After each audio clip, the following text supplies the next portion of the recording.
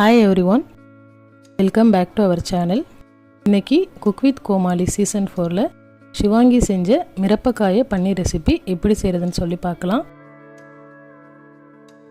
இந்த ரெசிபி செய்யறதுக்கு ஃபர்ஸ்ட் ப்ரொசீஜரா பன்னீர் மேரினேட் பண்ணிக்கலாம். ஒரு பவுல்ல பன்னீர் கியூப்ஸ் நம்ம ஆட் பண்ணிக்கலாம். நான் 200 கிராம் பன்னீர் வந்து கம்ப்ளீட்டா சின்ன சின்ன கியூபா கட் பண்ணி ஆட் பண்ணியிருக்கேன். நெக்ஸ்ட் வந்து ஒரு ஸ்பூன் கார்ன்ஃப்ளோர், ஒரு ஸ்பூன் மைதா மாவு, இது வந்து கடலை மாவு. இந்த மூணு ஃப்ளோரையுமே இப்போ நான் இதில் ஆட் பண்ணியிருக்கேன்.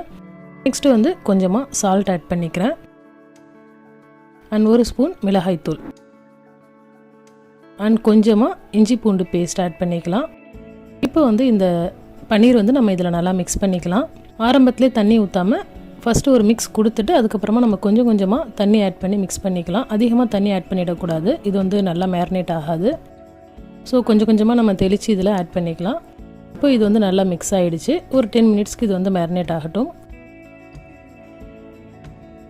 இப்போது ஒரு பேனில் ஆயில் ஆட் பண்ணி ஆயில் ஹீட் ஆனதுக்கப்புறமா நம்ம ஆல்ரெடி மேரினேட் பண்ணி வச்சுருந்த பன்னீர் க்யூப்ஸை ஃப்ரை பண்ணி எடுத்துக்கலாம். எல்லா சைடுமே வந்து நம்ம திருப்பி போட்டு இது நல்ல கிறிஸ்பாக வந்ததுக்கப்புறமா நம்ம வந்து எடுத்துக்கலாம். பன்னீர் வந்து நமக்கே தெரியும் நல்லா சாஃப்டாக இருக்கும். ஸோ மேலே நம்ம கோட் பண்ணியிருக்கிற அந்த மேரினேஷன் மட்டும் நல்லா வந்து கிறிஸ்பியாக வந்தால் போதும். ஸோ இப்போ இது வந்து ஃப்ரை ஆகிடுச்சு. நான் இதை வந்து எடுத்துக்கிறேன்.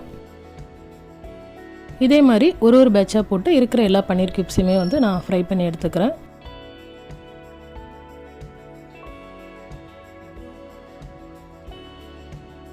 இப்போது பேனில் ஆயில் ஆட் பண்ணி ஆயில் ஹீட் ஆனதுக்கப்புறமா நல்லா ஃபைனாக சாப் பண்ண பூண்டை ஆட் பண்ணிக்கிறேன். நெக்ஸ்ட்டு வந்து ஒரு 2 வெங்காயம் வந்து நல்ல பொடி பொடியாக அரிஞ்சு நான் இதில் ஆட் பண்ணியிருக்கேன். இப்போ இது வந்து நம்ம வதக்கிக்கலாம்.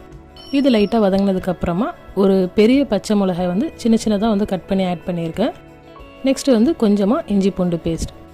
இப்போ இதை ஆட் பண்ணிவிட்டு நம்ம மிக்ஸ் பண்ணிக்கலாம். நம்ம ஆல்ரெடி மேரினேஷன்லேயும் இஞ்சி பூண்டு பேஸ்ட் ஆட் பண்ணியிருக்கோம். ஸோ கொஞ்சமாக ஆட் பண்ணிக்கிட்டால் போதும். இப்போது ஒரே ஒரு தக்காளி மட்டும் நல்லா ஃபைனாக சாப் பண்ணி ஆட் பண்ணிக்கிறேன்.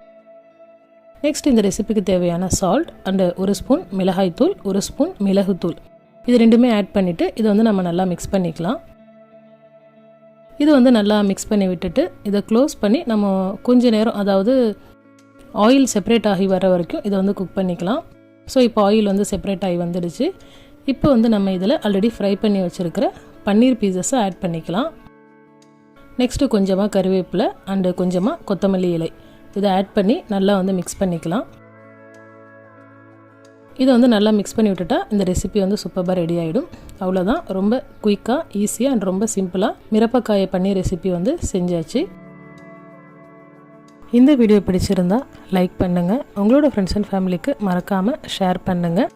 நம்ம சேனலில் நிறைய ரெசிபீஸ்லாம் போஸ்ட் பண்ணியிருக்கேன் அண்ட் பிளேலிஸ்ட் கூட க்ரியேட் பண்ணியிருக்கேன், அதையுமே செக் பண்ணி பாருங்கள். இது வரைக்கும் நீங்கள் நம்ம சேனலை சப்ஸ்கிரைப் பண்ணலன்னா மறக்காமல் சப்ஸ்கிரைப் பண்ணுங்கள் and don't forget to press the bell button. Thanks for watching.